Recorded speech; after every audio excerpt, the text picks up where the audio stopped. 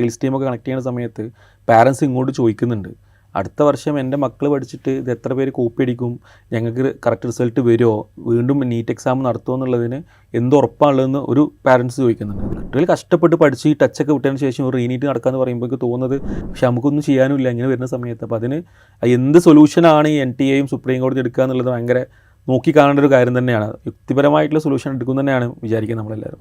അപ്പോൾ എന്തായാലും ഇതൊക്കെ ബാധിച്ചത് ആർക്കാണ്? ഒന്നും അറിയാത്ത, പിന്നെ നന്നായിട്ട് പഠിച്ചു സ്വപ്നം കണ്ട് 10ഉം 4ഉം 5ഉം കൊല്ലം ചിലപ്പോൾ റിപ്പീറ്റും റിപ്പീറ്റും സൂപ്പർ റിപ്പീറ്റൊക്കെ ചെയ്ത ആളുകളുണ്ട്. അവരോട് എന്താ പറയുക നമ്മൾ? സ്വാഗതം ഇൻസൈറ്റിലേക്ക് ഒരിക്കൽ കൂടി. നമ്മൾ ഇന്ന് വീണ്ടും സംസാരിക്കുന്നത് നീറ്റിനെ കുറിച്ചാണ്. നീറ്റിൻ്റെ വിശ്വാസ്യത ഉറപ്പാക്കണം എന്ന് സുപ്രീം കോടതി ആവർത്തിച്ച് പറയുന്നു. 0.001% എറർ, തെറ്റെങ്കിലും പാളിച്ചകളെങ്കിലും ഈ നീറ്റ് പരീക്ഷയുടെ നടത്തിപ്പിൽ ഉണ്ടായിട്ടുണ്ടെങ്കിൽ അത് വളരെ ഗൗരവമുള്ളതാണ് എന്ന് സുപ്രീം കോടതി നിരീക്ഷിക്കുന്നു. സുപ്രീം കോടതി നീറ്റിൻ്റെ നടത്തിപ്പ് ചോദ്യം ചെയ്ത് അതിലുയർന്ന ക്രമക്കേടുകൾ ചോദ്യം ചെയ്ത് സമർപ്പിച്ച ഹർജികളെല്ലാം കൂടെ 2 ആഴ്ചയ്ക്ക് ശേഷം ജൂലൈ 8 ഒരുമിച്ച് പരിഗണിക്കാം എന്ന് നിർദ്ദേശിച്ചിരിക്കുകയാണ്. സുപ്രീം കോടതി കേന്ദ്ര സർക്കാരിനോടും നാഷണൽ ടെസ്റ്റിംഗ് ഏജൻസിയോടും അവരുടെ മറുപടികൾ അറിയിക്കാനും പറഞ്ഞിട്ടുണ്ട്. നേരത്തെ ഈ പരീക്ഷാഫലം പുറത്തു വന്നതിനെ തുടർന്ന് പല വിധത്തിലുള്ള ആക്ഷേപങ്ങൾ ഉയർന്നിരുന്നു. ഒന്ന്, 67 പേർക്ക് മുഴുവൻ മാർക്കും മുഴുവൻ മാർക്ക് കിട്ടിയ പലർക്കും ഗ്രേസ് മാർക്ക് അനുവദിച്ചു എന്ന വിശദീകരണം, ഗ്രേസ് മാർക്കിന് മാനദണ്ഡം എന്താണ് എന്ന് വ്യക്തമാക്കാതിരുന്ന പ്രശ്നം, ഗ്രേസ് മാർക്കിൻ്റെ കാര്യം പ്രോസ്പെക്ടസിൽ NTA വിശദീകരിക്കാത്ത പ്രശ്നം, പിന്നീട് ഗ്രേസ് മാർക്ക് റദ്ദാക്കിയിട്ട് ആ ഗ്രേസ് മാർക്ക് ലഭിച്ച കുട്ടികൾക്ക് പ്രത്യേക പരീക്ഷ നടത്താൻ NTA തീരുമാനിച്ചിരുന്നു. അത് സുപ്രീം കോടതി അറിയിക്കുകയും സുപ്രീം കോടതി അത് അംഗീകരിക്കുകയും ചെയ്തിരുന്നു.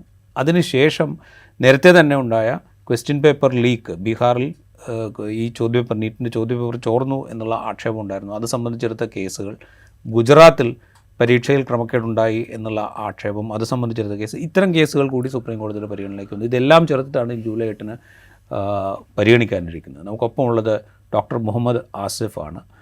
ഈ national eligibility and entrance test ഉൾപ്പെടെയുള്ള അല്ലെങ്കിൽ ആ പരീക്ഷയ്ക്ക് വിദ്യാർത്ഥികളെ തയ്യാറാക്കുക കൂടി ചെയ്യുന്ന ഡോപ്പ എന്ന ഇൻസ്റ്റിറ്റ്യൂട്ടിൻ്റെ ഫൗണ്ടറും ഡയറക്ടറുമാണ്. അദ്ദേഹം ഡോക്ടർ കൂടിയാണ്. 2015 അന്നത്തെ national eligibility and entrance test പാസ്സായി കോഴിക്കോട് മെഡിക്കൽ കോളേജിൽ MBBS കഴിഞ്ഞ് ഹൗസ് സർജൻസിയിൽ ഇരിക്കുകയാണ് ഡോക്ടർ ആസിഫ് ആരംഭിക്കുന്നത്. സ്വാഗതം ഇൻസൈറ്റിലേക്ക്. നമ്മൾ സംസാരിക്കുമ്പോഴേ ഈ നീറ്റിനെക്കുറിച്ച് നേരത്തെ മുതൽ തന്നെ ഒരുപാട് ആക്ഷേപങ്ങളുണ്ട്. ഇപ്പോൾ ഉണ്ടായ ഈ ആക്ഷേപങ്ങളും ക്രമക്കേട് സംബന്ധിച്ചുള്ള അലിഗേഷൻസും പിന്നെ ഈ ക്വസ്റ്റ്യൻ പേപ്പർ ചോർന്നു എന്ന് പറയുന്ന കേസുമൊക്കെ ഈ പരീക്ഷയുടെ വിശ്വാസ്യതയെ വലിയ തോതിൽ ബാധിച്ചു എന്ന് തോന്നുന്നുണ്ടോ? Of course. അതായത് നമ്മളിപ്പം പിന്നെ ഒരു സ്ഥാപനം റൺ ചെയ്യുന്നുണ്ട്.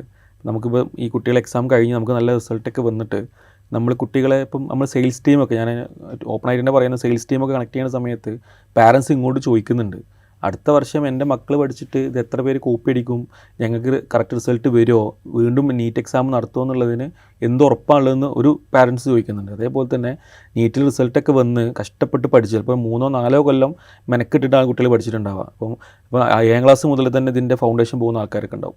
എന്നിട്ട് ഒരു 690 700 മാർക്ക് വാങ്ങിയ ആൾക്കാർക്ക് റീനീറ്റ് ഇങ്ങനെ കുറേ മെജോറിറ്റി ആൾക്കാർ റീനീറ്റ് പറയാണല്ലോ.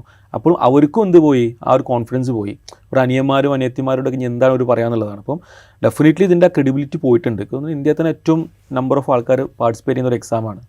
നമ്മൾ തന്നെയാണ് കുട്ടികളുടെ സ്വപ്നം കാണാനൊക്കെ പഠിച്ചത്. ഈ വർഷം 24-25 ലക്ഷം ആൾക്കാരുടെ കുട്ടികൾ എക്സാം എഴുതിയിട്ടുണ്ട്.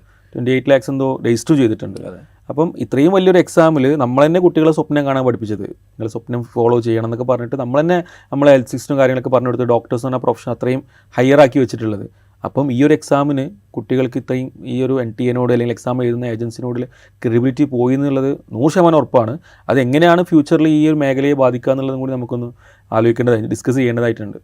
റൈറ്റ്. ഇത് പറയുമ്പോഴേ ഞാനിത് ആസിഫ് നമ്മൾ നേരത്തെ സംസാരിച്ചപ്പോൾ ആസിഫ് പരീക്ഷ എഴുതിയ എൻട്രൻസ് എഴുതിയ സമയത്തുണ്ടായ ഒരു കൺഫ്യൂഷനെ കുറിച്ച് സൂചിപ്പിച്ചിരുന്നു. കോപ്പിയടി ആരോപണം ഉണ്ടാവുകയും പരീക്ഷ റീടെസ്റ്റ് നടത്തുകയും ഒക്കെ ചെയ്തതിനെക്കുറിച്ച് സൂചിപ്പിച്ചിരുന്നു.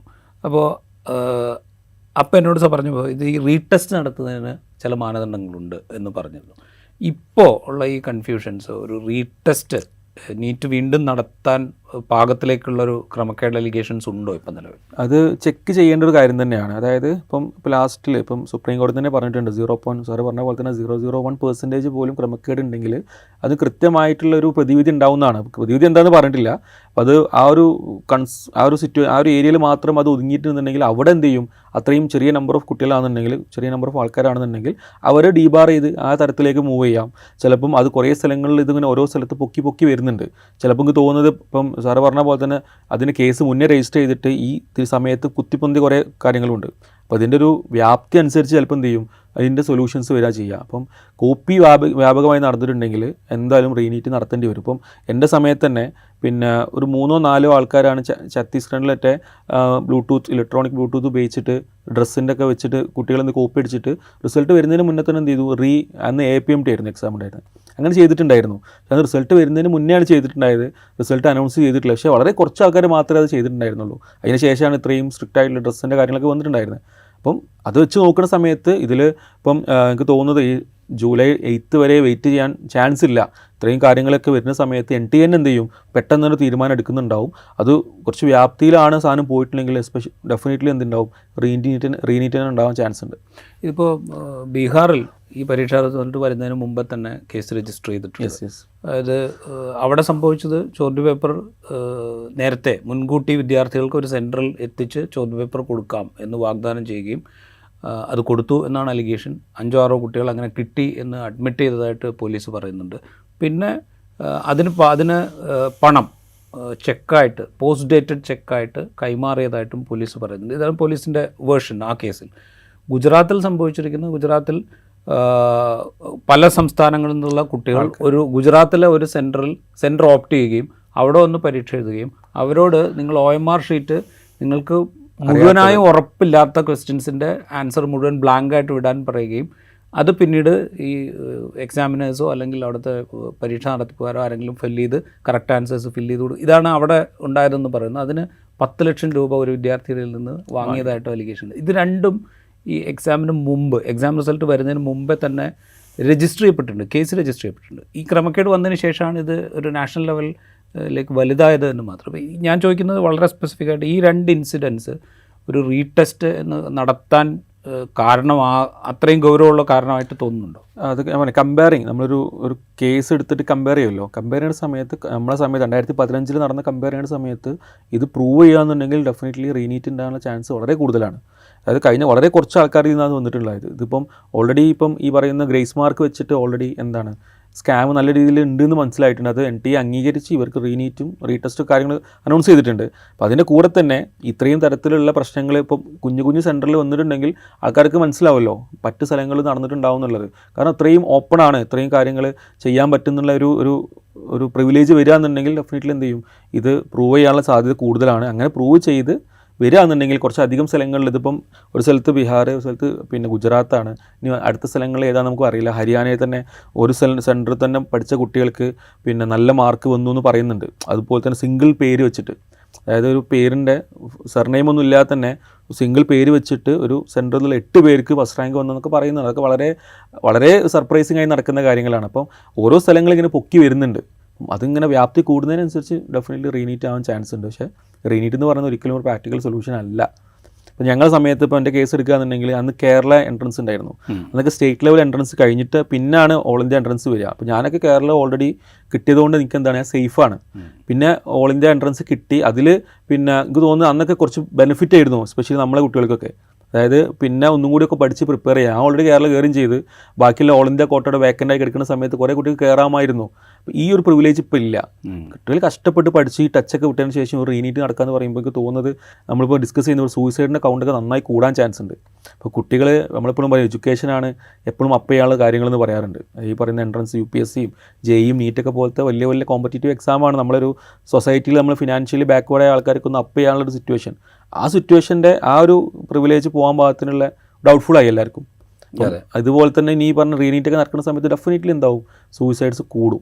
ഇപ്പോൾ 10ാം ക്ലാസ്സിൽ ഫുൾ A+ ഉണ്ടായിട്ട് സീറ്റ് കിട്ടാത്ത കുട്ടികൾ വരെ സൂയിസൈഡ് ചെയ്യുന്ന ഈ കാലഘട്ടത്തിൽ ഇത്രയും കഷ്ടപ്പെട്ട് പഠിച്ചിട്ട് ഈ ഒരു റീനീറ്റ് എന്ന് പറയുന്ന സമയത്ത്, അതും സുപ്രീം കോടതി എനിക്ക് തോന്നുന്നു ഈ ഒരു വിധി പറയുന്ന സമയത്ത് അല്ലെങ്കിൽ NTA ഒരു ഡിസിഷൻ പറയുന്ന സമയത്ത് മുഖവിലക്കെടുക്കുന്നതാണ് എൻ്റെ ഒരു വിശ്വാസം. ഈ റീനീറ്റ് എന്ന് പറയുമ്പോൾ ഇവിടെ രണ്ട് തരത്തിലുള്ള പ്രശ്നങ്ങളുണ്ട്. ഒന്ന്, ഈ പറയുന്ന ക്രമക്കേടുകൾ നടന്നു എന്നുള്ള അലിഗേഷൻ്റെ സാഹചര്യത്തിൽ എങ്ങനെയാണ് അതിനെ അത് പരിഹരിച്ചുകൊണ്ട് കുറെ കൂടെ നീതിയുക്തമായിട്ടുള്ളൊരു അഡ്മിഷൻ നടത്തുക എന്നുള്ളൊരു പ്രശ്നം അവിടെ ഉണ്ട്.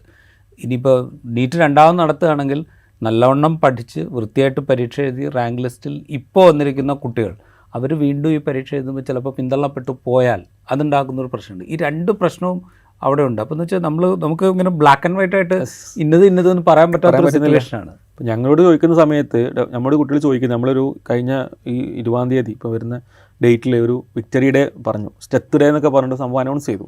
നമുക്ക് അത്യാവശ്യം നമുക്ക് ചുരുങ്ങിയ നമ്പർ ഓഫ് കുട്ടികളിൽ നിന്ന് നല്ല റിസൾട്ട് വന്നിട്ടുണ്ടായിരുന്നു. അപ്പോൾ നമുക്ക് അവർക്ക് സ്റ്റെത്തൊക്കെ കൊടുത്ത് പാരൻസിൻ്റെ മുന്നിൽ നിന്നൊക്കെ സ്റ്റെത്തൊക്കെ എടുത്തത് നല്ലൊരു മുഹൂർത്തമാണല്ലോ. അങ്ങനെ വിളിക്കാൻ സമയത്ത് കുട്ടികൾ ചോദിക്കുന്നുണ്ട്, സാറേ ഞങ്ങൾ ഇനി പഠിക്കണോ അതോ വരണോ എന്നാണ് ചോദിക്കുന്നത്. ഒരു സത്യം പറഞ്ഞാൽ ആൻസർ ഇല്ല, നമുക്കൊന്നും പറയാൻ കഴിയില്ല. അപ്പോൾ ഞങ്ങൾ പറയുന്നത് എന്തും ചെയ്യാൻ നമുക്ക് തന്നെ സൊല്യൂഷൻ കിട്ടുന്നില്ല, നിങ്ങൾ പഠിച്ചു തുടങ്ങിക്കോന്നാണ് പറയുന്നത്. അപ്പോൾ ഓരെങ്ങനെ നമുക്ക് വിളിക്കാൻ പറ്റുക? അതേപോലെ തന്നെ ഈ പറയുന്ന അതായത് കുട്ടികൾ ഇനി എന്ത് ഈ കഷ്ടപ്പെട്ട് പഠിച്ചിട്ട് ഒരു ഡ്രോപ്പ് വന്നു, ഒരു ബ്രേക്ക് വന്നല്ലോ, നമ്മളൊരു ടച്ച് വിട്ടുന്ന സമയത്ത് നമ്മുടെ തലയിൽ ഒന്നും ഉണ്ടാവില്ല. അപ്പം ഈ കുട്ടികൾ നോർമലി എന്തായാലും ഈ ഫുൾ മാർക്ക് ആൾക്കാർ ഫുൾ മാർക്ക് കിട്ടാനും പോകുന്നില്ല. അപ്പം പഠിച്ച് തുടങ്ങിയ ആൾക്കാരുണ്ട്, അതായത് ഒരു 630 കിട്ടിയ ആൾക്കാർ ചിലപ്പോൾ അടുത്ത നീറ്റിലേക്ക് പഠിച്ച് തുടങ്ങിയ ആൾക്കാർക്കാവും എന്ത് ചെയ്യുക, ഇതിൻ്റെ പ്രിവിലേജ് കിട്ടുക. അപ്പോൾ അതൊരിക്കലും ഒരു നീതിയുള്ള സംഭവമേ അല്ല. പക്ഷെ നമുക്കൊന്നും ചെയ്യാനുമില്ല ഇങ്ങനെ വരുന്ന സമയത്ത്. അപ്പോൾ അതിന് എന്ത് സൊല്യൂഷനാണ് ഈ NTA സുപ്രീം കോടതി എടുക്കുക എന്നുള്ളത് ഭയങ്കര നോക്കി കാണേണ്ട ഒരു കാര്യം തന്നെയാണ്. യുക്തിപരമായിട്ടുള്ള സൊല്യൂഷൻ എടുക്കും തന്നെയാണ് വിചാരിക്കുന്നത് നമ്മളെല്ലാവരും. ഇപ്പോൾ എൻട്രൻസ് ചെയ്ത് ഡോക്ടറായ ആളാണ്, ഇതിന് പരിശീലനം നടത്തിക്കൊണ്ടിരിക്കുന്ന സ്ഥാപനത്തിന് ഹെഡ് ചെയ്യുന്ന ആളാണ്, ഓഫ് കോഴ്സ് ട്രെയിനർ കൂടിയാണ്. ആ ആസ്പെക്റ്റ് വെച്ച് നോക്കുമ്പോൾ ഞാൻ ഈ മൂന്ന് പേഴ്സ്പെക്റ്റീവിലാണ് ഞാൻ ആസിഫിൻ്റെ മറുപടി പ്രതീക്ഷിക്കുന്നത്. ഇതിൽ വന്ന അലിഗേഷൻസ് ഒന്ന് നോക്കുക. ഒന്ന്, ഗ്രേസ് മാർക്ക് കൊടുക്കുന്നു, ആരോടും പറയുന്നില്ല, പ്രോസ്പെക്ടസിൽ പറയുന്നില്ല. സമയം നഷ്ടപ്പെട്ടു എന്ന് കാണിച്ചുകൊണ്ട് കുറേ കുട്ടികൾക്ക് ഗ്രേസ് മാർക്ക് കൊടുക്കുന്നു. പരീക്ഷ ഫലം പ്രസിദ്ധീകരിക്കും എന്ന് പറഞ്ഞാൽ ജൂലൈ 14 പകരം 10 ദിവസം നേരത്തെ, അതും രാജ്യത്തൊരു ഇലക്ഷൻ റിസൾട്ട് വരുന്ന ദിവസം ഇതിൻ്റെ ഫലം പ്രഖ്യാപിക്കുന്നത്. ദാറ്റ് മീൻസ് അത് തന്നെ ഒരു എന്താ പറയുക, ഇത് വലിയ തോതിൽ ശ്രദ്ധിക്കപ്പെടാതെ അങ്ങ് പോയിക്കോളും എന്നുള്ളൊരു പ്രതീതി, അല്ലെങ്കിൽ അങ്ങനെ ഒരു തോന്നലിൻ്റെ അടിസ്ഥാനത്തിലാണ് ആ തീയതി തിരഞ്ഞെടുക്കുന്നത് എന്ന് തോന്നുന്നു. അതുപോലെ കൂടുതൽ കുട്ടികൾക്ക് കൂടുതൽ മാർക്ക് കിട്ടുന്നു. അതിനിപ്പോൾ അവർ പറയുന്ന ന്യായം എക്സാം പേപ്പർ കുറച്ച് എന്താ പറയുക ലളിതമായിരുന്നു, അതുകൊണ്ടാണ് കൂടുതൽ. ചിലപ്പോൾ അത് ശരിയായിരിക്കാം, പക്ഷെ എന്നാലും ഇത്തരം അലിഗേഷൻസ് ഉണ്ട്. അതുപോലെ ഇത്തരം മറ്റ് സ്കാമുകളെക്കുറിച്ചുള്ള അലിഗേഷൻസ് വരുന്നു. ഇതിനൊക്കെ സാധ്യത ഇതിൽ നിലനിൽക്കുന്നു എന്ന് തന്നെയാണോ തോന്നുന്നത്? ഇത് ഭയങ്കര ഒരു കോൺട്രവേഴ്സ്യൽ സാധനമാണ് സാർ ചോദിച്ചിട്ടുണ്ടായിരുന്നത്. മൂന്നാമത്തേന് മറുപടി തുടങ്ങിയിട്ട് ഞാൻ സ്റ്റാർട്ട് ചെയ്യാം. മൂന്നാമത്തേത് ഇപ്പോൾ 2022, 2023 നീറ്റ് പഠിക്കുന്ന സമയത്തൊക്കെ കേരളത്തിൻ്റെ സ്ഥാനം വളരെ ബാക്കിലാണ് നോർമലി ഉണ്ടാവാറ്. 2022 49ാമത്തെ റാങ്കായിരുന്നു Kerala first rank all India ലെവലിൽ. കഴിഞ്ഞ വർഷമാണ് 23ാമത്തെ റാങ്കായി. ഈ വർഷം നമുക്ക് ഫുൾ മാർക്ക്, നമ്മൾക്ക് കേരളത്തിന് 4 കുട്ടികൾക്ക് ഫുൾ മാർക്ക് വന്നിട്ടുണ്ട്. അപ്പോൾ അത് വെച്ച് ഒരു പ്രോബബിലിറ്റി വെച്ച് നോക്കുന്ന സമയത്ത് ഈ പറയുന്ന ഒരു 50 ഫുൾ മാർക്കിനുകൊണ്ട് വലിയ പ്രശ്നമൊന്നുമില്ല. എക്സാം ഭയങ്കര ഈസി ആയിരുന്നു. ഇപ്പോൾ നമുക്ക് തന്നെ ആവറേജ് ആയിട്ടുള്ള കുട്ടികളിൽ നിന്നൊക്കെ 711 മാർക്കൊക്കെ വാങ്ങാൻ പറ്റിയിട്ടുണ്ട്. അപ്പോൾ അത് വെച്ച് നോക്കുന്ന സമയത്ത് 720 മാർക്ക് കിട്ടിയത് ഒരു ഓക്കെയാണ്. നമുക്കത് ബാക്കിയൊക്കെ കമ്പയർ ചെയ്യുന്ന സമയത്ത് കുറച്ചും കൂടി ഓക്കെയാണ്. പക്ഷേ അതിൽ തന്നെ ഒരു ക്വസ്റ്റിന് കുറച്ച് പ്രശ്നം ഉണ്ടായിട്ട് ഒരു ക്വസ്റ്റിൻ്റെ ഉത്തരം 2 ആക്കിയിട്ട് വെച്ചിട്ടുണ്ടായിരുന്നു. അപ്പോൾ അതുകൊണ്ട് കുറേ പേർക്ക് 720 ആയിട്ടുണ്ട്. ഗോണ് കേരളത്തിൽ എല്ലാവർക്കും 715 നിന്ന് 720 ജമ്പ് വന്നിട്ടുണ്ട്. അതും ഈ പറയുന്ന കൗണ്ട് കൂട്ടാനും 15 അടുത്ത് കുട്ടികൾക്ക് എന്തോ ഈ പറയുന്ന ഒരു ക്വസ്റ്റ്യൻ കറക്ഷനിൽ എന്ത് ചെയ്തിട്ടുണ്ട്, 720 ആയിട്ടുണ്ട്, അല്ലെങ്കിൽ 715 ആവുള്ളായിരുന്നു. അപ്പോൾ അത് അവിടെ മാറ്റി നിൽക്കട്ടെ. ബാക്കി 2 കാര്യങ്ങളുണ്ട്. അപ്പോൾ ഞാനൊക്കെ ആദ്യം പേഴ്സണലി ആയിട്ട് പറയുന്നത്, വളരെ പേഴ്സണലി ഞാൻ വിചാരിച്ചിട്ടുണ്ടായിരുന്നത് 10 ദിവസം മുന്നൊക്കെ ഈ റിസൾട്ട് വരിക എന്നൊക്കെ പറഞ്ഞാൽ അത്രയും എഫിഷ്യൻ്റ് ഒന്നും നമ്മളെ ആൾക്കാരായിട്ടില്ല ഇതുവരെ. അതിപ്പോൾ സർക്കാസ്റ്റിക്കായിട്ട് എങ്ങനെ പറയാം, ബാക്കി കുറേ കാര്യങ്ങൾ നമ്മൾ നോക്കി കാണുന്നതല്ലേ. അപ്പം എലക്ഷൻ റിസൾട്ട് തന്നെ വളരെ ഉറ്റുനോക്കുന്ന ഇലക്ഷനും ആയിരുന്നല്ലോ. അപ്പം ഞാൻ ആദ്യം വിചാരിച്ചത് എലക്ഷനിൽ നിന്ന് ശ്രദ്ധ തിരിക്കാനും വേണ്ടിയിട്ടാണ് നീറ്റ് റിസൾട്ട് വന്നിട്ടുള്ളതെന്ന്. കാരണം അപ്പം തന്നെ ഗ്രേസ് മാർക്ക് എല്ലാവർക്കും മനസ്സിലായിട്ടുണ്ട്. ഈ ഗ്രേസ് മാർക്ക് കൊടുക്കുക എന്ന് പറഞ്ഞാൽ NTA ആൾക്കാരൊന്നും തീരെ വിവരമില്ലാത്ത ആൾക്കാരൊന്നുമല്ലല്ലോ, ആൾക്കാർക്ക് അറിയാം. അത് കണ്ടുപിടിക്കുന്നുള്ളത് ഡെഫിനറ്റാണ്. 718 719 എന്ന് പറയുന്ന സാധനം കണ്ടുപിടിക്കും. അത് അയിമെന്നാണ് എന്ത് ചെയ്ത് ഹിൻഡ് വന്നിട്ടുള്ളത്. അതിന് ഇത്രയും വലിയ പ്രശ്നങ്ങൾ വന്നിട്ടുള്ളത്. അല്ലാതെ അതിൻ്റെ സ്കോറ് ആൻസർ കീ വരുന്ന സമയത്തൊക്കെ ഇതൊക്കെ അറിഞ്ഞിട്ടുണ്ട്. 720 ഇത്ര പേർക്ക് അറിഞ്ഞിരുന്നൊക്കെ എല്ലാവർക്കും അറിയാം. അപ്പോഴൊന്നും ഒരു സ്കാം കാര്യങ്ങളൊന്നും ആരും പറഞ്ഞില്ല. കാരണം അത് ആവറേജ് അത്ര കൂടിപ്പോയി. കട്ട് ഓഫ് നമ്മൾ തന്നെ പറഞ്ഞു 670 കട്ട് ഓഫ് ഉണ്ടാവും. കാരണം നമ്മളെ കുട്ടികളുടെ കൗണ്ട് വെച്ച് നോക്കുമ്പോൾ അത്ര കട്ട് ഓഫ് വരും കഴിഞ്ഞ കൊല്ലത്തെ പ്രോബിലിറ്റി വെച്ച് നോക്കുന്ന സമയത്ത്. അപ്പോൾ ഈ ഒരു ഗ്രേസ് മാർക്കിൽ നിന്നാണ് ഇത് കംപ്ലീറ്റ് പോയിട്ടുള്ളത്. അപ്പം അതൊരു ഏത് തരത്തിലുള്ള ഹിൻ്റാണെന്നുള്ള നമുക്ക് മനസ്സിലാക്കാത്തത്. അപ്പോൾ ഞാൻ പറയില്ല, അതൊരു പബ്ലിക് പ്ലാറ്റ്ഫോം ആയതുകൊണ്ട് നമുക്കത് പറയാനും ബുദ്ധിമുട്ടാണ്. അപ്പം അതുകൊണ്ട് ഇതൊരു നമ്മൾ പിന്നെ ഈ സാധ്യത നിങ്ങൾ പറഞ്ഞ പോലെ തന്നെ റിസൾട്ടിന് ഒരു 10 ദിവസം നേരത്തെ വരുന്നു, ഗ്രേസ് മാർക്ക് കൊടുക്കുന്നു, ഇത്രയും പ്രശ്നങ്ങൾ വരുന്നു. അപ്പം നമ്മളിങ്ങനെ ഡിസ്കസ് ചെയ്യുന്ന സമയത്ത് ഈ സ്കാമൊക്കെ മേ ബി കാരണം ഓൺലൈൻ എക്സാം അല്ല, ഓഫ്ലൈനാണ്. അത്ര ഹൈ ഈൽഡിങ് ആയിട്ടുള്ളൊരു ഏരിയ ആണ് ഈ മെഡിക്കൽ പ്രൊഫഷൻ എന്ന് പറയുന്നത്. അപ്പം മനുഷ്യന്മാർ നടക്കുന്നതാണ്. അപ്പം ചെറിയ ചെറിയ സ്കാമൊക്കെ മേ ബി ഉണ്ടാവാം, പക്ഷേ തരത്തിൽ വലിയ തരത്തിൽ പ്രത്യക്ഷത്തിൽ പെടാത്ത രീതിയിലും സ്കാം ഉണ്ടാവാം. നമുക്ക് കൂട്ടാത്ത നമുക്ക് കണ്ടുപിടിക്കാൻ പറ്റാത്ത. പക്ഷേ ഈ ഒരു സമയത്ത് ഈ ഒരു വർഷം എന്താ സംഭവിച്ചെന്ന് വെച്ചാൽ ഈ സ്കാം ഉള്ളത് എല്ലാവരും അറിഞ്ഞു. അതിനെന്ത് ചെയ്തു, അത് NTA പോലത്തെ വലിയൊരു സ്ഥാപനം ഇത്ര വലിയ മണ്ടത്തരം പറ്റുമെന്ന് നമ്മൾ തോന്നുന്നില്ല. മേ ബി ഇതൊരു ഒരു ഇൻഡിക്കേഷൻ ആവാം. അപ്പോൾ അത് നമുക്ക് ഒരിക്കലും ഉറപ്പ് വരാൻ പറ്റാത്തതുകൊണ്ടാണ് പറയുന്നത്. അപ്പം ഇതിനൊക്കെ ഒരു സൊല്യൂഷൻ എന്ന് പറയുന്നത് ഓൺലൈനായിട്ട് എക്സാം നടത്തലേ പറ്റുള്ളൂ. ഓൺലൈനായിട്ട് അത്യാവശ്യം ടെക്നിക്കലി ഓറിയൻറ്റഡ് ആയിട്ടുള്ള കാര്യങ്ങൾ, ഇപ്പം സാറ് പറഞ്ഞ പോലെ തന്നെ ക്ലാറ്റ് എക്സാമിൽ നമ്മൾ ഗ്രേസ് മാർക്ക് കൊടുക്കുന്നില്ല. നമുക്ക് എന്ത് ചെയ്യാൻ പറ്റും, ഈ പറയുന്ന സാധനം ജഡ്ജ് ചെയ്യാൻ പറ്റും. ടൈം ഡിലേ വന്നിട്ടുണ്ടോ നമുക്ക് മോണിറ്റർ ചെയ്യാൻ പറ്റും. ഈ മോണിറ്റർ ചെയ്യാൻ പറ്റാത്ത CCTV പോലും ഇല്ലാത്ത സ്ഥലങ്ങളിലൊക്കെ എക്സാം നടത്തിയിട്ട് കുട്ടികൾ എന്ത് ചെയ്തു നമുക്ക് മനസ്സിലാകുന്നില്ല. അപ്പം അത്രയും, പക്ഷേ 25 ലക്ഷം ആൾക്കാർക്കുള്ള എക്സാം നടത്തണമെങ്കിൽ മോണിറ്റർ സിസ്റ്റം നമ്മുടെ നാട്ടിൽ ഉണ്ടാവണം എന്നുള്ളത് വേറൊരു കാര്യം. അപ്പം ഇതിൽ ഒരു കോൺട്രവേഴ്സി, ഒരു സ്കാം ഉണ്ട്. ഫസ്റ്റ് തന്നെ ഒന്നെങ്കിൽ മുന്നത്തെ സ്കാമിന് പൊട്ടിക്കാനും വേണ്ടിയിട്ട് ഒരു ഹിൻഡ് കൊടുത്ത പോലെ, അപ്പോൾ എല്ലാം അറിഞ്ഞു, ഇനി കുറച്ചും കൂടി ട്രാൻസ്പെറൻ്റ് ആയിട്ട് എക്സാം നടത്തുമായിരിക്കും. അല്ലെങ്കിൽ വലിയ എന്തോ ഒരു സ്കാമിൽ അത് മറക്കാനും വേണ്ടിയിട്ട് കുഞ്ഞ് പരിപാടി ചെയ്ത പോലെയാണ് നമുക്ക് തോന്നുന്നത്. അപ്പോൾ എന്തായാലും ഇതൊക്കെ ബാധിച്ചത് ആർക്കാണ്, ഒന്നും അറിയാത്ത നന്നായിട്ട് പഠിച്ചു സ്വപ്നം കണ്ട് 10ഉം 4ഉം 5ഉം കൊല്ലം ചിലപ്പോൾ റിപ്പീറ്റും റിപ്പീറ്റും സൂപ്പർ റിപ്പീറ്റൊക്കെ ചെയ്ത ആളുകളുണ്ട്. അവരോട് എന്താ പറയുക നമ്മൾ? അപ്പോൾ അവരുടെ ഇമോഷനും സാധനങ്ങളൊക്കെ നമ്മൾ ബാലൻസ് ചെയ്യാണ്ട് ഇപ്പോൾ ഈ പറയുന്ന ഈ വിധി വരുന്ന സമയത്ത് എന്താവും എന്നുള്ളതാണ്.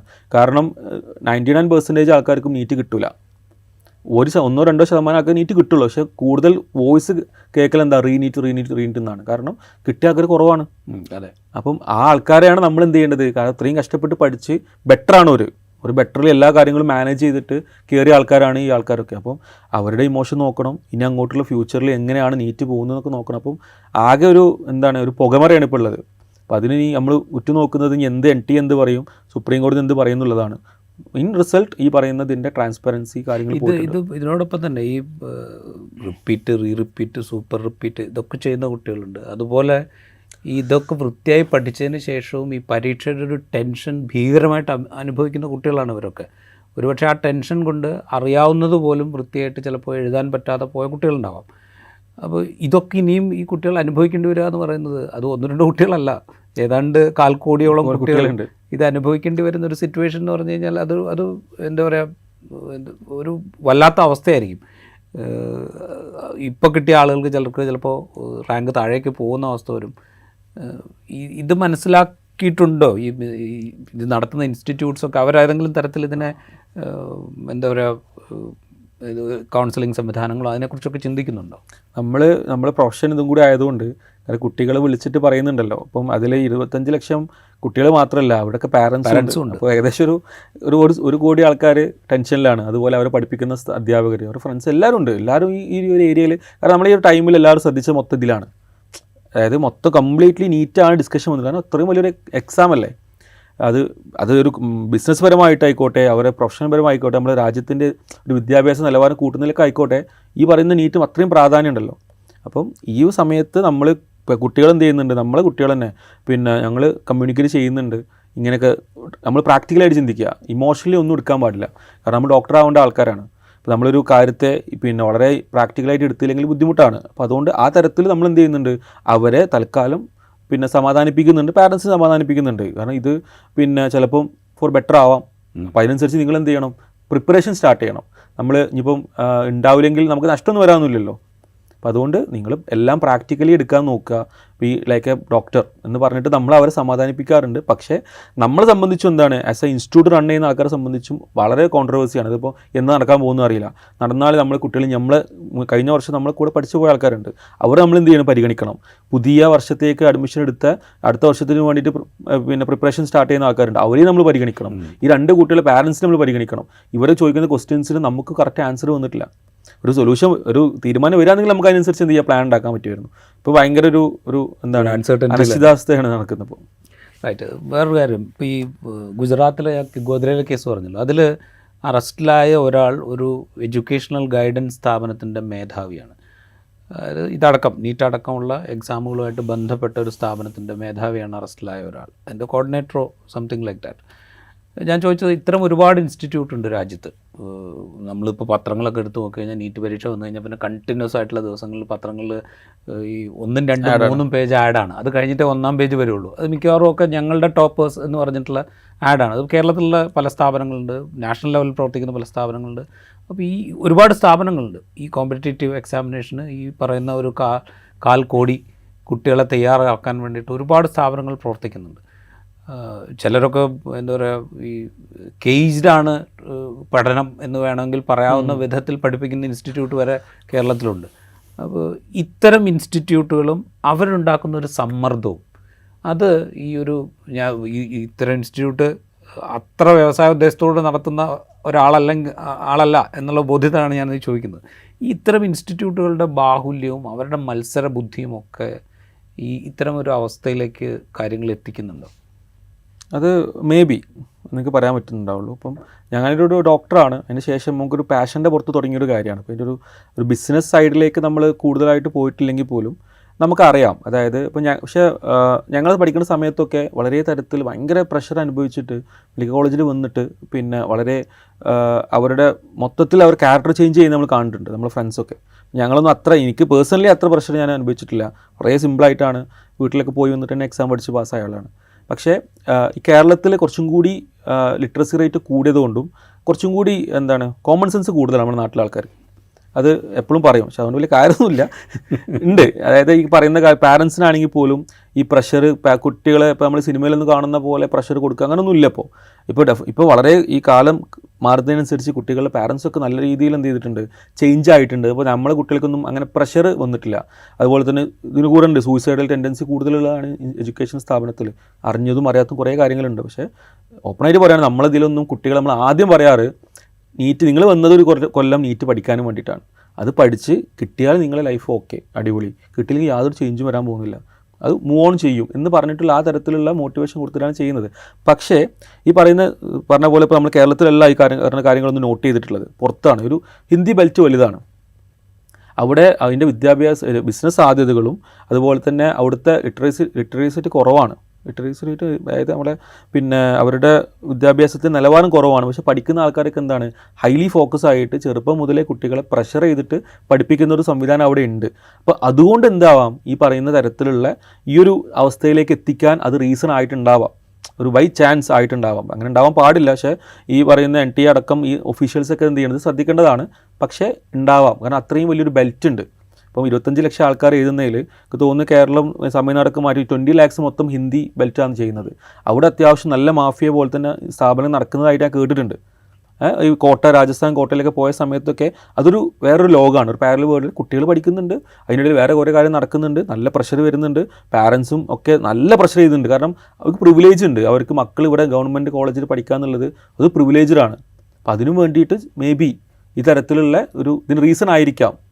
അത്യാവശ്യം നല്ല കുട്ടികൾ വിദ്യാഭ്യാസം എപ്പോഴും ഒരു കച്ചവട വസ്തു തന്നെയാണ്, എത്ര പറയാമെന്നുണ്ടെങ്കിലും. അപ്പോൾ അത് ഇതുപോലത്തെ കോമ്പറ്റേറ്റീവ് എക്സാമിൽ എത്ര പ്രാവശ്യം എഴുതാൻ ചാൻസ് ഉള്ള അതായത് ഏജ് ലിമിറ്റ് ഇല്ല നീറ്റിനൊന്നും. അപ്പോൾ അതിന് അത്രയും സാധ്യതയാണ്. അപ്പോൾ അതുകൊണ്ട് ഈ തരത്തിലേക്ക് എന്ത് ചെയ്യാം, ഈ സാധനം എത്തിച്ചിട്ടുണ്ടാവാം. അപ്പം നമ്മൾ കേരളത്തിൽ നിന്ന് നമുക്കത് കറക്റ്റ് പറയാൻ കഴിയില്ല. പക്ഷേ അതുകൊണ്ട് നമുക്കൊരു ചെറിയ നോളജ് ഉണ്ടാവുമല്ലോ, അത് വെച്ചിട്ടാണ് സാറ് പറഞ്ഞ പോലെ തന്നെ മേ ബി അത് ഹെൽപ്പ് ചെയ്തിട്ടുണ്ടാവുക എന്നുള്ളത്. ഞാൻ അവസാനമായിട്ടൊരു കാര്യം ചോദിച്ചോട്ടെ. ഇപ്പോൾ തമിഴ്നാട് നീറ്റ് ഇൻട്രൊഡ്യൂസ് ചെയ്ത സമയം മുതൽ നീറ്റ് വേണ്ട എന്ന നിലപാടെടുത്ത സ്റ്റേറ്റാണ് തമിഴ്നാട്. അവർ നിയമസഭയിൽ ഒരു പ്രമേയം പാസ്സാക്കി, ഒരു ലെജിസ്ലേഷൻ തന്നെ കൊണ്ടുവന്നു നീറ്റിൽ നിന്ന് തമിഴ്നാടിനെ ഒഴിവാക്കാൻ വേണ്ടിയിട്ട്. ഇപ്പോൾ റീസെൻ്റായിട്ട് കർണാടക ഇതേ ഡിമാൻഡ് വെച്ചു, നീറ്റിൽ നിന്ന് ഞങ്ങൾ പിന്നാക്കം പോവുകയാണെന്നാണ്. മഹാരാഷ്ട്ര ഇതേ സെയിം ഇത് പറയുന്നു, നീറ്റിൽ നിന്ന് ഒരു എന്താ പറയുക, ഞാൻ നേരത്തെ വിശേഷിപ്പിച്ച പോലെ തന്നെ എൻട്രൻസ് എഴുതി പാസ്സായ, ആ സമയത്ത് കേരള എൻട്രൻസ് ഉണ്ടായിരുന്നു, നാഷണൽ എൻട്രൻസ് ഉണ്ടായിരുന്നു, 2 എൻട്രൻസ് എഴുതി പാസ്സായ, മെഡിക്കൽ വിദ്യാഭ്യാസം പൂർത്തിയായ, ഇപ്പോൾ ഒരു ട്രെയിനിങ് ഇൻസ്റ്റിറ്റ്യൂട്ട് കൂടെ നടത്തുന്ന ഒരാളെന്നുള്ള നിലയിൽ നീറ്റിനേക്കാൾ ഭേദമായിരുന്നു പഴയ അവസ്ഥ എന്ന് തോന്നുന്നുണ്ടോ? നീറ്റിനേക്കാൾ കുറെ കൂടെ നീതിയുക്തമായൊരു തിരഞ്ഞെടുപ്പ് പഴയ സിസ്റ്റത്തിൽ നടന്നിരുന്നു എന്ന് തോന്നുന്നുണ്ടോ? ഈ പഴയ സിസ്റ്റം ഉദ്ദേശിക്കുന്നത് ഈ പറയുന്ന മാർക്ക് ബേസ് ചെയ്തിട്ട് സിസ്റ്റം ആക്കണം എന്നാണ് തമിഴ്നാടൊക്കെ ആവശ്യപ്പെടുന്നത്. അതിൽ നമുക്ക് പറയുന്നില്ല, ഇത് മത്സരമാണ്. അതായത് ആകെ കേരളത്തിൽ ആകെ 1300 1400 ഗവൺമെൻറ് സീറ്റേ ഉള്ളൂ. പിന്നെ 5 ലക്ഷം ആൾക്കാർ 10ാം ക്ലാസ് എഴുതുന്നുണ്ട്. എല്ലാവർക്കും ഇപ്പോഴും ഡോക്ടർ എന്നൊരു ആഗ്രഹമുണ്ട്. കാരണം എല്ലാവർക്കും ഒരു എപ്പോഴെങ്കിലുമൊക്കെ ആയിട്ട് വേദന പിന്നെ ഒഴിവാക്കിയ ഒരാളെന്ന രീതിയിൽ ഫസ്റ്റ് നമ്മൾ ഒരു ചെറിയൊരു ഇഷ്ടം തോന്നുന്നത് ഡോക്ടേഴ്സിനോടാണ്. പക്ഷേ നമ്മൾ പിന്നെ ഈ ഒരു സിസ്റ്റത്തിലേക്ക് എത്താം. പക്ഷേ നമ്മളെ എഡ്യൂക്കേഷൻ സിസ്റ്റം ഉണ്ട്. നമ്മൾ +2 വരെ പഠിച്ച ഒരാൾ ആ പ്ലസ് ടുവിൽ ഫുൾ മാർക്ക് കിട്ടിയെന്ന് വിചാരിച്ചിട്ട് അവർക്ക് നീറ്റിൽ ഫുൾ മാർക്ക് കിട്ടില്ല. അവർ പഠിക്കുന്ന രീതിയും ഒരു ഒബ്ജക്റ്റീവിനും സബ്ജക്റ്റീവിനും പഠിക്കുന്ന രീതി ഡിഫറൻ്റ് ആണ്. അതേപോലെ നമ്മളെ വിദ്യാഭ്യാസ രീതി കുറേ മാറേണ്ടതായിട്ടുണ്ട്. ഒരു വിമർശനത്തിൽ തന്നെ പറയാൻ ഉദ്ദേശിക്കുന്നുണ്ട്. അപ്പം അത് മാറിയിട്ട് ഈ തരത്തിലേക്ക് ഇപ്പം +2ൻ്റെ ഒരു പബ്ലിക് എക്സാം ഈ നീറ്റ് പോലത്തെ അല്ലെങ്കിൽ കേരള പണ്ടത്തെ കീമൊക്കെ നിലവാരത്തിലേക്ക് എത്തിക്കുക എന്നുണ്ടെങ്കിൽ ആ സ്കോർ മതി, ആ സ്കോറിൽ മതി. അപ്പോൾ അതിലിപ്പോൾ നമ്മളിപ്പോൾ ഇപ്പം നെക്സ്റ്റ് MBBS നെക്സ്റ്റ് വരുന്നു പറയുന്നുണ്ട്.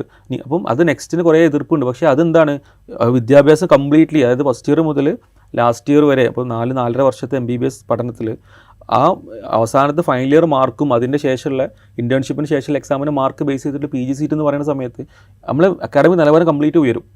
അതേപോലെ തന്നെ നമ്മൾ +2 എന്താ നമ്മൾ പറയുക, എൻഡിങ് എക്സാം എന്ന് പേര് പറയാറുണ്ട്. അത് വെച്ചിട്ട് പിന്നെ എക്സിറ്റ് എക്സാമായിട്ട് +2 വെക്കുക.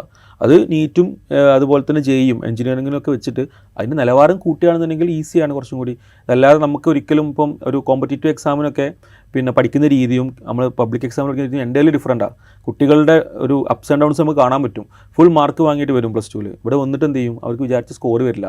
പാരൻസ് ഇതുവരെ അവർക്ക് 90% താഴെ മാർക്ക് പോയി കണ്ടിട്ട് പോലും ഉണ്ടാവില്ല. ഇവിടെ എത്തുമ്പോൾ 50% മാർക്ക് ഉണ്ടാവും. അപ്പോൾ അവർ മാനസികമായിട്ട് എന്ത് ചെയ്യും, അവർ കറക്റ്റ് അതിൻ്റെ ഒരു നോളജ് പോയിട്ടില്ലെങ്കിൽ അവരെന്ത് ചെയ്യും, താഴെ പോകും.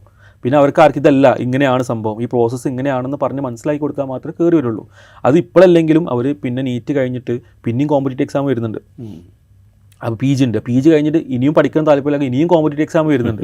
അപ്പോൾ അതുകൊണ്ട് ഇത് എപ്പോഴെങ്കിലൊക്കെ എന്ത് ചെയ്യണം, അവർ ഫേസ് ചെയ്യണം. അപ്പോൾ അവർക്കുള്ള ഏറ്റവും ആക്റ്റീവ് ബ്രെയിൻ ഡെവലപ്മെൻറ്റ് സമയത്തൊക്കെ ചെയ്യുകയെന്നുണ്ടെങ്കിൽ എന്ത് ചെയ്യും, പക്ഷേ അത് എന്താണെന്ന് പറഞ്ഞു കൊടുക്കണം.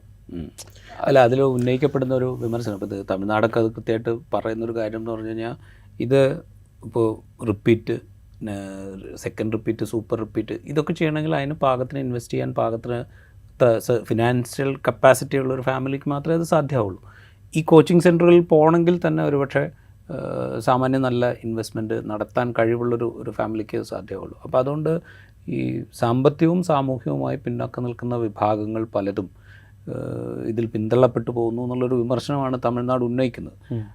അതിലൊരു പരിധിവരെ ശരിയില്ലേ? അതിന് പരിഹാരമായിട്ട് ഒരുപക്ഷെ പഴയ രീതി, അതിനൊന്ന് ഇപ്പോൾ നേരത്തെ പറഞ്ഞ പോലെ കുറേ കൂടെ ഒരു കോമ്പറ്റേറ്റീവ് മോഡിലേക്ക് നമ്മളുടെ എഡ്യൂക്കേഷൻ സിസ്റ്റം മാറ്റിക്കൊണ്ട് അത് കൊണ്ടുവരിക എന്നുള്ളതല്ലേ കുറച്ചുകൂടെ നല്ല രീതി? അതുതന്നെയാണ് ശരിക്കും. അതായത് കുറേ എക്സാംസ് എഴുതി കുട്ടികളെ, നമ്മൾ 10ാം ക്ലാസ് എക്സാം എന്താ എഴുതുന്നത് ശരിക്കും ചോദിക്കുകയാണെങ്കിൽ പ്രത്യേകിച്ച് കാര്യമൊന്നുമില്ല. സീരിയസ്ലി പറയാന്നുണ്ടെങ്കിൽ 10ാം ക്ലാസ് ഫുൾ A+ കിട്ടുന്നു, ഇഷ്ടമുള്ളൊരു ചോയ്സ് എടുക്കുന്നു, അതിൽ പഠിക്കുന്നു, +2 വരെ. +2ൻ്റെ സർട്ടിഫിക്കറ്റ് നമുക്ക് എവിടെയും കൊടുക്കേണ്ട, ഒരു കോളേജ് പോലും പരിഗണിക്കുന്ന പോലുമില്ല. 10ാം ക്ലാസ്സിൽ ഫുൾ A+ ഉള്ള കാര്യം പരിഗണിക്കുന്നില്ല. +2ൽ ഫുൾ മാർക്ക് കിട്ടിയാൽ പോലും കോളേജിൽ അഡ്മിഷൻ വരും, അതിനും കുറച്ച് കഴിഞ്ഞാൽ അതും എൻട്രൻസ് ആവും. അപ്പം കോമ്പറ്റീറ്റീവ് എക്സാം എല്ലായിടത്തും വന്ന സ്ഥിതിക്ക് ഇവരെന്ത് ചെയ്യേണ്ടി വരും, ഒന്നുകിൽ നമ്മൾ നിലവാരം കൂട്ടേണ്ടി വരും. പിന്നെ സാറ് പറഞ്ഞ പോലെ തന്നെ ഇപ്പം ഫിനാൻഷ്യലി ബാക്ക്വേർഡായ ആൾക്കാർ, അതുപോലെ തന്നെ അങ്ങനത്തെ കുറേ ആൾക്കാരുണ്ട്. പക്ഷെ നമ്മളിപ്പോഴും ഇപ്പോൾ ഏത് സ്ഥാപനമാണെങ്കിൽ പോലും നന്നായിട്ട് സ്കോർ ചെയ്ത ആൾക്കാർ അവർ പരിഗണിക്കുന്നുണ്ട്, സൗജന്യമായിട്ട് പഠിക്കാനും വേണ്ടി പരിഗണിക്കുന്നുണ്ട് ശരിക്കും. അപ്പോൾ നമ്മൾ കുട്ടികളോട് ശരിക്കും പറയേണ്ടത്, ഒരു തരത്തിൽ നിങ്ങൾ ഇങ്ങനെയാണ് പഠിക്കേണ്ടത്, നമ്മൾ രീതി മാറ്റണം. അത് നമ്മളെ വിദ്യാഭ്യാസ സിസ്റ്റം കംപ്ലീറ്റ് മാറ്റണം. സ്കിൽ ഓറിയൻറ്റഡ് ആയിട്ടുള്ള വിദ്യാഭ്യാസത്തിനേ ഇപ്പോൾ കാര്യമുള്ളൂ. ഇപ്പോൾ MBBS പഠിച്ചാൽ പോലും, കാലിക്കറ്റ് മെഡിക്കൽ കോളേജിൽ നിന്ന് MBBS പഠിച്ചാൽ പോലും കാര്യമായിട്ട് കമ്മ്യൂണിക്കേറ്റ് ചെയ്യാൻ പറ്റുന്നില്ല, അല്ലെങ്കിൽ ഒരു പേഷ്യൻറ്റിൻ്റെ മുഖത്ത് നോക്കി കണ്ണ് നോക്കി സംസാരിക്കാൻ പറ്റുന്നെങ്കിൽ അവൻ ഫെയിലിയറാണ്. അത് തൊട്ടപ്പുറത്ത് ഇപ്പം ഉക്രൈനിൽ നിന്ന് പോയിട്ട് വന്ന ആൾക്കാർ ഇതിനെക്കാട്ടി കമ്മ്യൂണിക്കേഷൻ സ്കിൽ ഉണ്ടെങ്കിൽ ഇവർ കയറിപ്പോവും. അപ്പം ഈ തരത്തിലുള്ള സ്കിൽ ഓറിയൻറ്റഡ് ആയിട്ടുള്ള ഒരാളെ പഠിപ്പിച്ച് പിന്നെ അങ്ങനെ കൊണ്ടുവന്ന് ഏത് തരത്തിലും മോൾഡ് ചെയ്യാൻ പറ്റുന്ന ആക്കുക എന്നുണ്ടെങ്കിൽ അതാണ് ബെറ്റർ. അപ്പോൾ അതിന് ഈ പറയുന്ന പോലത്തെ +2 വിദ്യാഭ്യാസം അതൊരു എക്സിറ്റ് എക്സാം ആക്കി അത് നല്ല രീതിയിലുള്ള ക്വസ്റ്റ്യൻസ് ഒക്കെ ഇട്ട് നമുക്ക് ഐഡൻറ്റിഫൈ ചെയ്യാൻ പറ്റണം കുട്ടികളെ. അതായത് ഒന്ന് സബ്ജക്റ്റീവ് ഒന്ന് പഠിപ്പിച്ചു, പിന്നെ അത് മൊത്തം പൊട്ടിച്ചിട്ട് ഒബ്ജക്റ്റീവ് ഒന്ന് പഠിപ്പിക്കുമ്പോഴാണ് കുട്ടികൾക്ക് സ്ട്രെസ്സ് വരിക. കാരണം ഇങ്ങനെ പഠിച്ചതൊന്നും അല്ലായിരുന്നു ശരിക്കും ഞാൻ പഠിക്കേണ്ടത്, അന്ന് ഞാൻ ഇങ്ങനെ പഠിച്ചിട്ടുണ്ടായിരുന്നു, ഇപ്പം അന്ന് ഞാൻ വായിച്ചു കാണാതെ പഠിക്കുകയായിരുന്നു, ഇപ്പോൾ കുറേ പ്രാക്ടീസ് ചെയ്യണം ക്വസ്റ്റ്യൻസ്, അപ്പോൾ അവർക്ക് ടെൻഷനായി.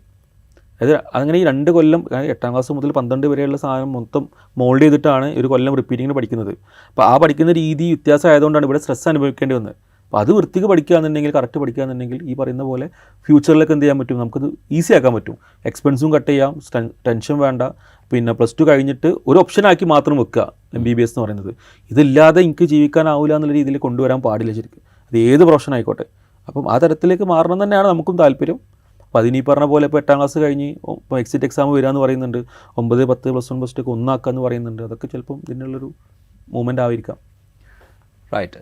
ചുരുക്കത്തിൽ നീറ്റിൽ അനിശ്ചിതത്വം ജൂലൈ 8 വരെ തുടരുമോ, അതിനു മുമ്പ് NTA ഒരു തീരുമാനമെടുക്കുമോ എന്നുള്ളത് നമുക്ക് കാത്തിരുന്ന് കാണാം. എന്തായാലും ഈ മേഖലയിൽ പ്രവർത്തിക്കുന്നവരൊക്കെ വലിയ സമ്മർദ്ദം ഇപ്പോൾ അനുഭവിക്കുന്നുണ്ട്. കുട്ടികൾ അനുഭവിക്കുന്ന സമ്മർദ്ദം, അവരുടെ രക്ഷിതാക്കൾ അനുഭവിക്കുന്ന സമ്മർദ്ദം, അവരെ ട്രെയിൻ ചെയ്യിക്കുന്ന അധ്യാപകർ അനുഭവിക്കുന്ന സമ്മർദ്ദം, ഇങ്ങനെ പല തരത്തിലുള്ള, ഏതാണ്ട് ഇപ്പോൾ ഈ സംഭാഷണത്തിൽ സൂചിപ്പിച്ച പോലെ തന്നെ 1 കോടിയോളം വരുന്ന ആളുകൾ പലതരത്തിലുള്ള സമ്മർദ്ദങ്ങൾ അനുഭവിച്ചുകൊണ്ടിരിക്കുകയാണ്. ഈ സമ്മർദ്ദങ്ങൾക്ക് കാരണമായതെന്ത് എന്നുള്ളത് വേറെ നിലയ്ക്ക് അന്വേഷിക്കുകയും കണ്ടെത്തപ്പെടുകയും ചെയ്യേണ്ടതാണ്.